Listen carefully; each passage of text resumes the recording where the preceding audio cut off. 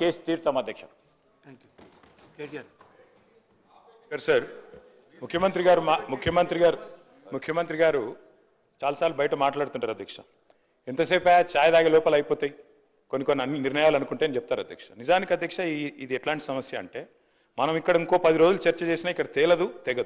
ఎందుకంటే అందరం ఒకటే అభిప్రాయంతో ఉన్నాం. తేలాల్సింది ఎక్కడ అధ్యక్ష? రాహుల్ గాంధీ గారు మోడీ గారు ఒక ఛాయ్ తాగి ఇద్దరు డిసైడ్ చేసుకుంటే అర్ధ గంటలు ఒడిచిపోతుంది సార్, బిల్లు పాస్ అయిపోతుంది, రాజ్యాంగ సవరణ జరిగిపోతుంది తప్ప ఇంకోటి ఏం లేదు సార్. కాబట్టి మీరు ఇంకా 10 రోజులు హౌస్ నడిపి 10 రోజులు చర్చ పెట్టినా హాఫ్ అన్ అవర్ అయిపోయింది. మీరు కూడా కొంచెం ఎక్కడ సార్ నన్ను అందరూ మంత్రులే ఇంటర్ప్రిట్ చేస్తుంటే ఎట్ట చేయాలి సార్? అయిపోయింది 10 నిమిషాల్లో కంక్లూడ్ చేస్తాను సార్. అధ్యక్ష మేము స్ట్రైట్ గా మా పార్టీ నుంచి అడుగుతుంది ఒకటే సార్. ఇప్పుడు మళ్ళొక్కసారి మీరు మార్చిలో బిల్లు పాస్ చేసిన దానికి దీనికి తేడా ఏంటి? నంబర్ 1, ఆ రోజు ప్రెసిడెంట్ గారి దగ్గర పంపారు.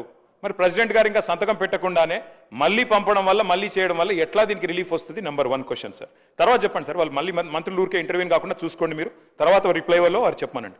కోర్టుల్లో ఎందుకంటే అంటే మనం చట్టాలు సరిగ్గా చేస్తే ఏ కోర్టు కూడా ఏం చేయలేదు.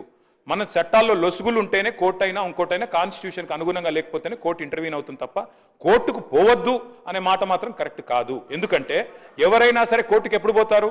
ప్రభుత్వాలే చట్టాలకు తూట్లు పొడిస్తే, ప్రభుత్వాలే చట్టాలకు మరి లోబడి పనిచేయకపోతే కోర్టుకు పోతారు, జ్యుడిషియల్ రివ్యూ ఉంటుంది. పోవద్దు అనే మాట తప్పు. డెఫినెట్ గా ప్రజలు ఎవరము కోర్టుకు పోవద్దని అనడం లేదు.